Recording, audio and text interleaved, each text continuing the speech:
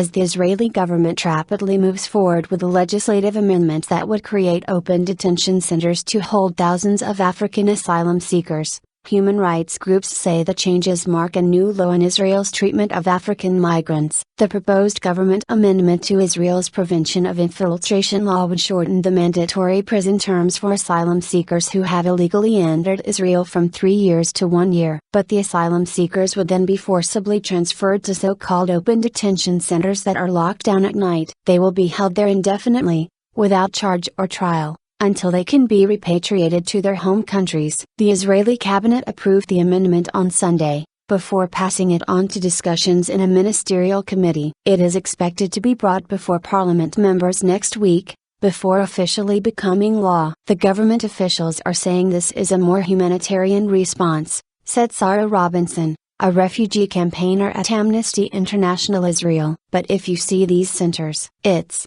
a place that has bars, that's fenced in the middle of the desert. These open centers are just another version of detention centers. The first amendment to Israel's Prevention of Infiltration law was passed in January 2012, and allowed for the detention of African asylum seekers and their children for 3 years without charge or trial if they entered Israel illegally. The law itself originally dates back to 1954 as a way to stop Palestinian refugees from returning to their homes. Under the 2012 amendment, asylum seekers coming from what Israel considers enemy states could be imprisoned indefinitely, and anyone that entered Israel illegally was immediately branded an infiltrator. The government's latest proposal comes after the Israeli High Court ruled on September 16 that holding asylum seekers in prison for 3 years or longer infringed on their right to liberty, and violated Israel's basic law. The High Court gave the state 90 days to examine each imprisoned asylum seeker's case,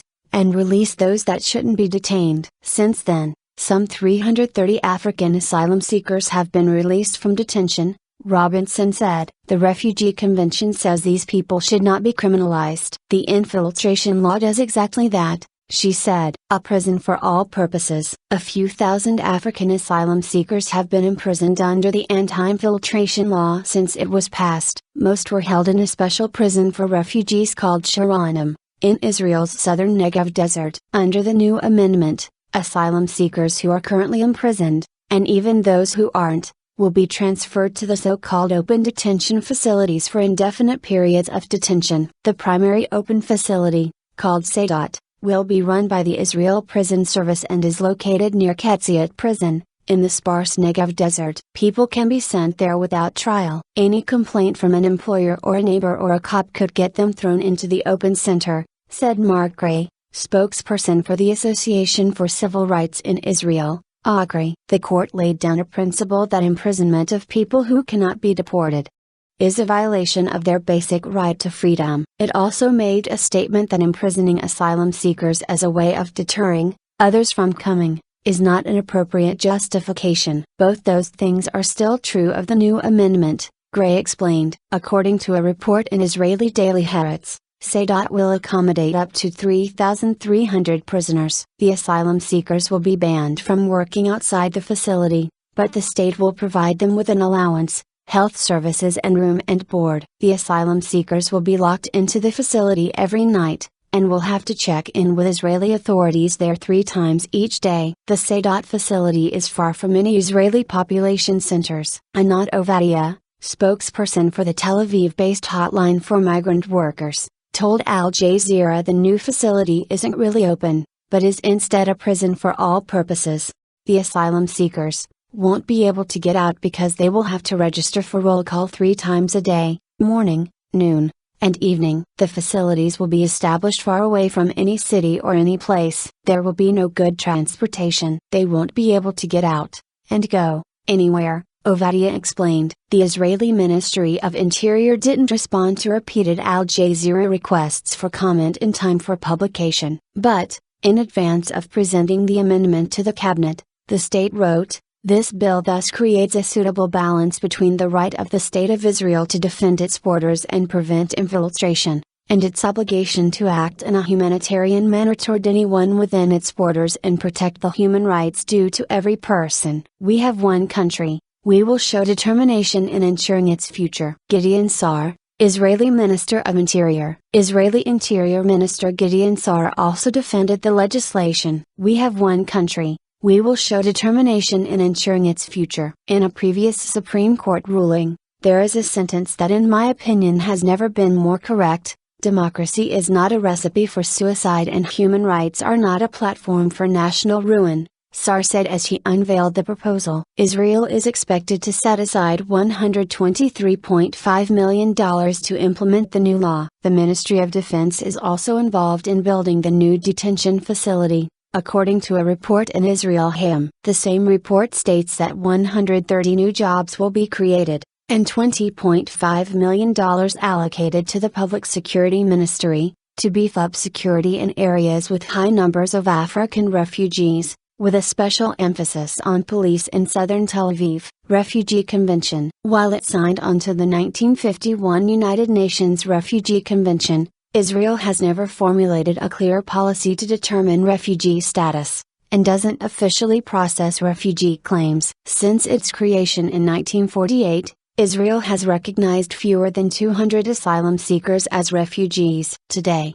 estimates put the number of African refugees and asylum seekers in Israel at just over 54,000, with the majority coming from Sudan and Eritrea. Because their refugee status is never formally assessed, most refugees in Israel hold a conditional release visa, which must be renewed every 3 months and does not allow them to work. African asylum seekers in Israel are denied access to healthcare, employment and social services, and are often forced into low-income jobs where exploitation is widespread. In recent years, neighborhoods in Israel with high concentrations of asylum seekers, such as South Tel Aviv, have been the site of anti-African rallies and violent attacks on asylum seekers and their businesses. There is no one that can claim that he or she is safe in Israel. Everyone is now on the bridge. Everybody is afraid here. We are not secure, Haile Mengestab, the head of the Eritrean Community Committee in Israel, told Al Jazeera. Mengestab escaped dictatorship in his native Eritrea before arriving to Israel in 2010. After being held in Shorten detention center for 23 days,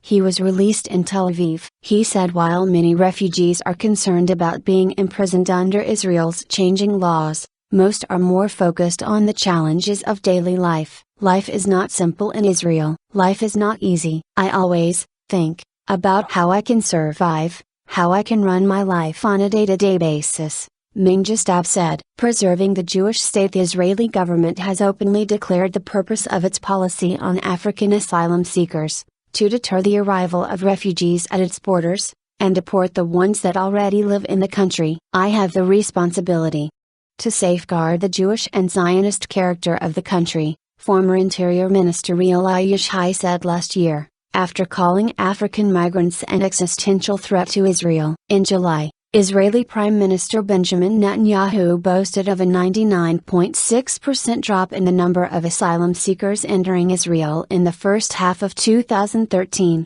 Only 34 migrants reached Israel's borders as opposed to 9,570 during the same period the previous year, the government said. Netanyahu credited the fence being built along Israel's southern border with Egypt, and the anti-infiltration law, which, he said, blocked the possibility of infiltrators reaching Israel's cities, with the dramatic drop in numbers. According to Ort Miram, advocacy coordinator at the Aid Organization for Refugees and Asylum Seekers, ASAF, in Tel Aviv, the government must improve the living conditions of the tens of thousands of asylum seekers already in Israel, rather than criminalize them. How does the government want to solve the issue of more than 50,000 asylum seekers living in Israel with no rights? This is the focus of the problem, Miram told Al Jazeera. They see those people are an enemy and not as people that were forced to come here. Fear of imprisonment. 26-year-old Eritrean asylum seeker Dalit Dimaz came to Israel in 2010. After surviving an arduous trek through the Egyptian Sinai,